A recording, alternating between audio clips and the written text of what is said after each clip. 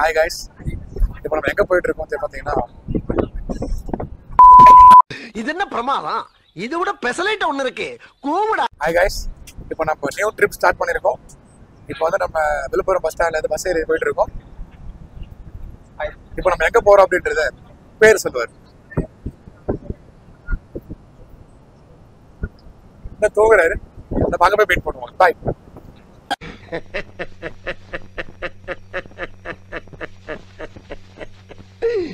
ஐயோ ஐயோ.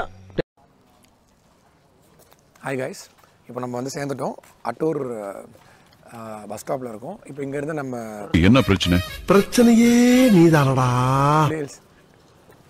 கொல்லிஹில்ஸ் வந்து நம்ம மேலே மலை ஏறணும். இன்னும் எங்களுக்கு அந்த பஸ் வரலாம், வெயிட் பண்ணிட்டு இருக்கோம்.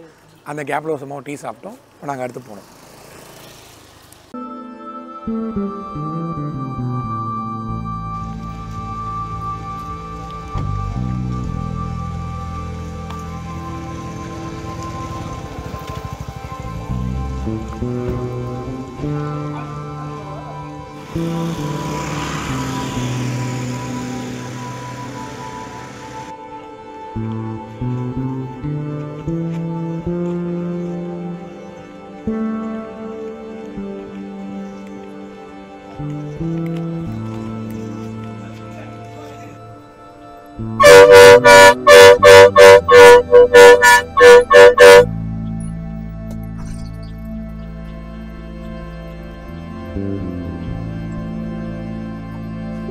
கொல்லிமலை இயற்கை எழில் மிகுந்த ஏரியா, நல்ல மலை. ஹில்ஸில் ட்ராவல் மட்டும் குறைஞ்சது ஒரு 2.5 மணி நேரம் போகும் பஸ்ஸு.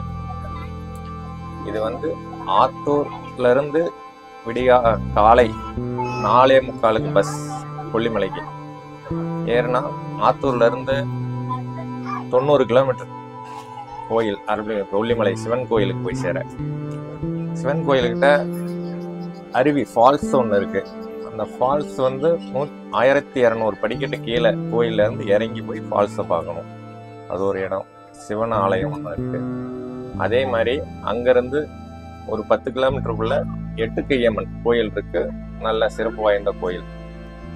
அதே மாதிரி அதுலேருந்து ஒரு 15 கிலோமீட்டர் தூரத்தில் பெரியசாமி கோயில், அதுவும் சிறந்த ஒரு ஆலயம்தான். அந்த ஆலயத்துக்கிட்ட ஒரு படகு சவாரி ஏரி குளம் ஒன்று இருக்குது, அது ஒன்று. செம்மேட்டில் ஒரு படகு சவாரி பூங்கா இருக்கு, அதுவும் இயற்கையாக பார்க்க ஒரு நல்ல அருமையான ஒரு இடம்.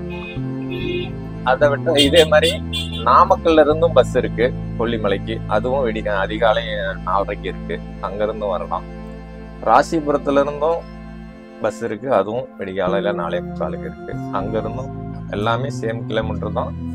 அதே நாமக்கல்ல இருந்து வந்தீங்கன்னா 60 கிலோமீட்டரு.